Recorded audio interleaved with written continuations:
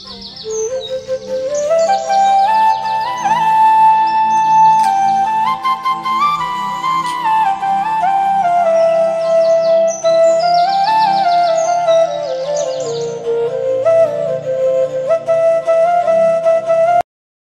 Evening বন্ধুরা, কেমন আছো সবাই? আশা করছি সকলে ভালো আছো। আমিও কিন্তু বেশ ভালো আছি। এসএম রূপকথার নতুন আরও একটা ঝলমলে ব্লগে তোমাদের সবাইকে অনেক অনেক স্বাগত জানাচ্ছি।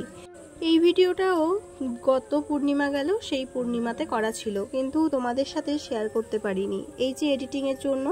আর এই যে ভয়েস দিতে গেলে না অনেকটা সময় লাগে আর খুব ফাঁকা জায়গা লাগে, সেই জায়গাটা তো আমাদের এখানে পাওয়া যাচ্ছে না, ওই জন্যই আমি তোমাদের সাথে সেইভাবে শেয়ার করতে পারছিলাম না। তো ঘরের পিছনটা তোমাদের সাথে শেয়ার করলাম। ঘরের পিছনে এই যে লাউ গাছ, কুমড়ো গাছ, যত ফুলের গাছ আছে, উচ্ছে গাছ, শাকের গাছ, সব কিছুই আছে, সবগুলোই তোমাদের সাথে শেয়ার করলাম।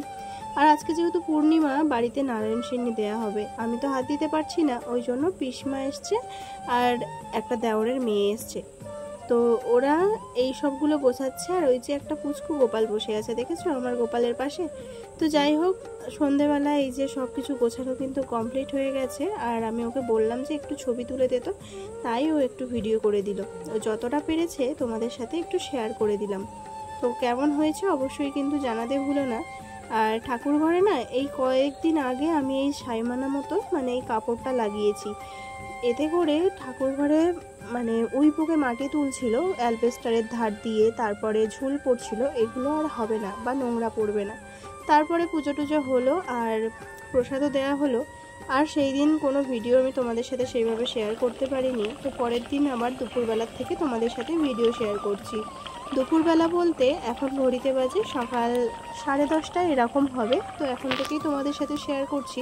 সীমারা আজকে আমাদের বাড়িতে এখনও আছে, সকালে চলে যাচ্ছিল, তো আমি বললাম দাঁড়াও রান্না টান্না করি, দুপুরবেলা খেয়ে দে, তারপরে বিকালের দিকে যাবে। তাই এই যে ডিমের তরকারি বসিয়ে দিয়েছি, আরও আছে। বন্ধুরা গুড মর্নিং, কেমন আছো সবাই? আশা করছি সকলে ভালো আছো, আমিও কিন্তু বেশ ভালো আছি। আর এসএম রূপকথা নতুন আরও একটা ঝলমলে ব্লগে তোমাদের সবাইকে অনেক অনেক ওয়েলকাম। চলো, আজকে হচ্ছে রবিবার আর এখন ঘড়িতে বাজে সকাল দেখে নিই 10:47। তো আমার রান্না প্রায় শেষের পথে। ডিমের তরকারি আর লাল ডাঁটা মানে লাল শাক বড় হয়ে গিয়ে ডাটা ডাটা মতো হয়ে গেছে, তো ওই দিয়ে কুমড়ো দিয়ে বড়ি দিয়ে তরকারি করেছি। আর হচ্ছে কোথায় গেল দাঁড়াও,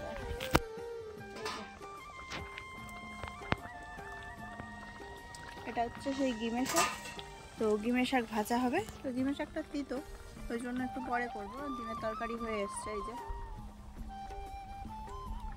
তো চলো তোমরা সঙ্গে থাকো। আর কালকে তো বাড়িতে পুজো হয়েছে, সেইভাবে তোমাদের সাথে শেয়ার করতে পারিনি, যতটুকু পেরেছি তোমাদের সাথে শেয়ার করেছি। তো চলো আজকের ব্লগটা তোমরা আমার সাথে থেকো, আশা করছি ভালো লাগবে। আর যারা এখনও আমার চ্যানেলটা সাবস্ক্রাইব করোনি তারা সাবস্ক্রাইব করে আমার পাশে দেবে। চলো সঙ্গে থাকো। আজকে রান্না করতে এত ভালো লাগছিল, কারণ পিসমা বসে বসে তরকারিগুলো সব কেটে দিয়েছিল, ওই জন্য রান্না করতে বেশ ভালো লাগছিল। আর দেখবে কেউ যদি সবজি কেটে দেয় না, রান্না করতে যেন আরও বেশি ভালো লাগে। আর মনের মতো যদি কাটা হয় তাহলে বেশ ভালো লাগে, আর সবজি কাটা থাকলে রান্নাও তাড়াতাড়ি হয়ে যায়।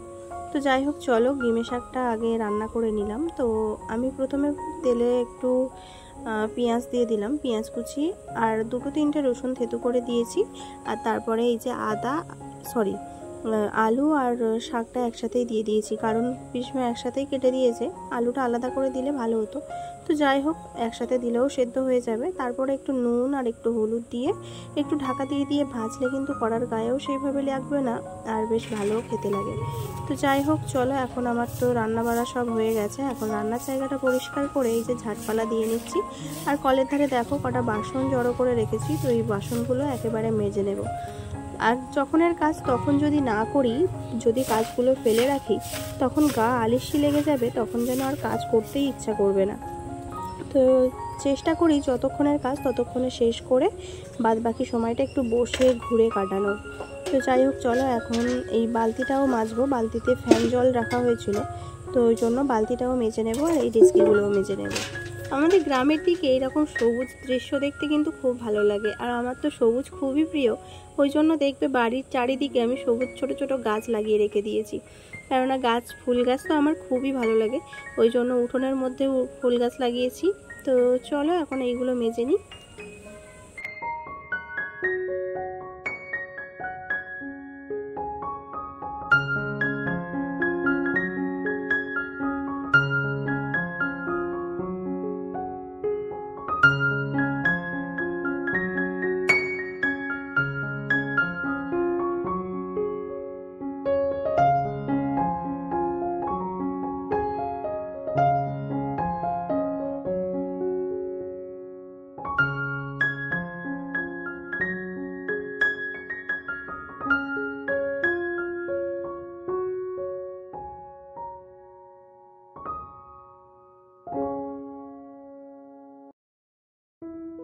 যে বাসনগুলো মেজে নিয়ে আসলাম সেইগুলোকে এই যে ডেচকির মধ্যে উপর দিয়ে আর এই নিচে রেখে দিলাম। তাতে করে টেবিলের উপরটাও বেশ পরিষ্কার থাকলো আর জায়গা মতো রাখাও থাকলো। এটা পরে নিয়ে আবার যেখানে যেটা থাকে সেটা সেখানে রেখে দেবো। আপাতত জল ঝরার জন্য ওইভাবে দিয়ে দিলাম।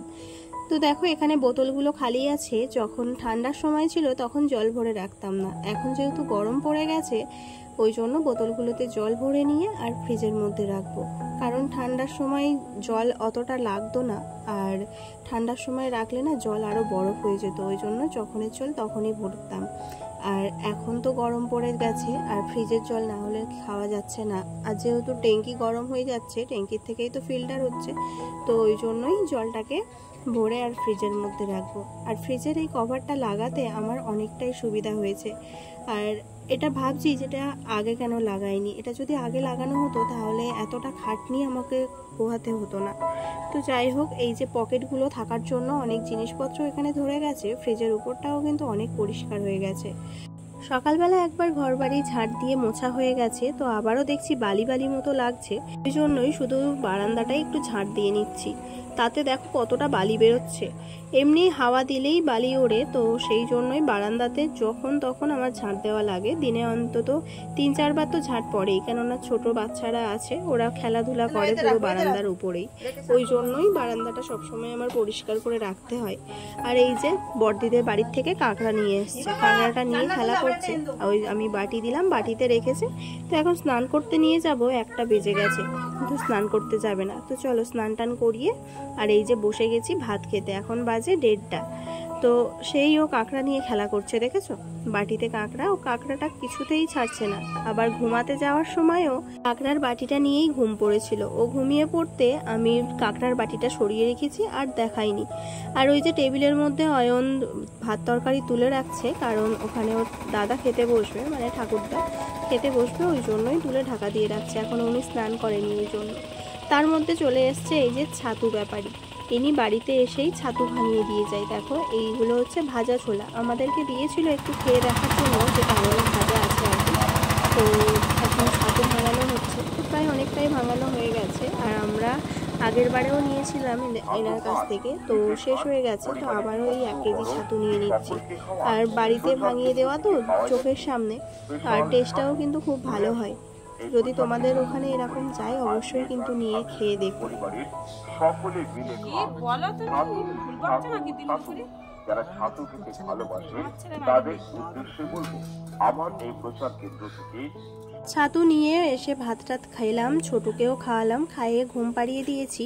আর এবারে দেখো এই যে থালা বাসনগুলো মাজতে শুরু করে দিয়েছি, কারণ কাজ ফেলে রাখতে আমার একদমই ভালো লাগে না। যখন কাজ পড়ে থাকে না তখন যেন গা আলিশি লেগে যায়, কাজ করতেই ভালো লাগে না। তো যাই হোক চলো, এখন থালা বাসনগুলো মাজা হয়ে গেছে, একে একে এই ডেচকির মধ্যে আবারও সাজিয়ে দেব। কারণ এই ডেচকিতে না দিলে এই যে কত জল থাকে সেই জলগুলো ঝরতে পারে না, আর যেখানটায় রাখবো সেই জায়গাটা জল জল হয়ে যায়, ওই জন্যই এই ব্যবস্থা করা।